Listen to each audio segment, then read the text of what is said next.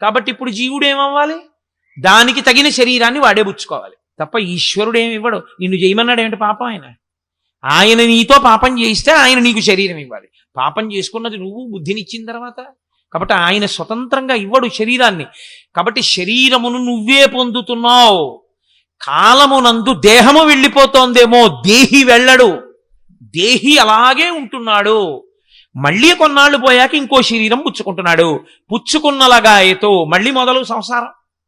ఏది ఆ శరీరాన్ని వాడుకున్నదేది? సరిగ్గా వాడడు. కపిలగీతలో భాగవతంలో అద్భుతమైన మాట చెప్తారు.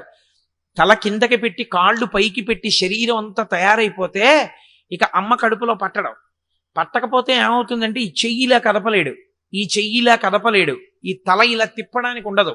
పైగా తల కిందకుంటుంది, కాళ్ళు పైకుంటాయి. నేను అంతకన్నా వర్ణించకూడదు. దానివల్ల ఏమవుతుందంటే అమ్మ కడుపులో తల కిందకి ఉండడం వల్ల విశేషమైన దుర్గంధాన్ని ఎప్పుడూ పీలుస్తూనే ఉంటాడు. అలాగా పీలుస్తూ పడుంటాడు.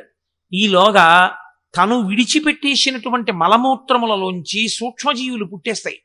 పుట్టి సున్నితమైన చర్మాన్ని కొరుకుతూ ఉంటాయి. కటిక చీకటి, కన్ను పొడుచుకున్న ఏమీ కనపడదు. జీవుణ్ణి అందులోకి ప్రవేశపెడతారు. శరీరంలోకి ప్రవేశపెట్టిన తర్వాత అప్పుడు ఏడుస్తాడు. పరమేశ్వరుణ్ణి ఉద్దేశించి గర్భస్థమునందు ప్రార్థన చేస్తాడు. ఈశ్వరా, దేహమును పొందడం అంటే ఏమిటో నాకు ఇప్పుడు తెలిసింది.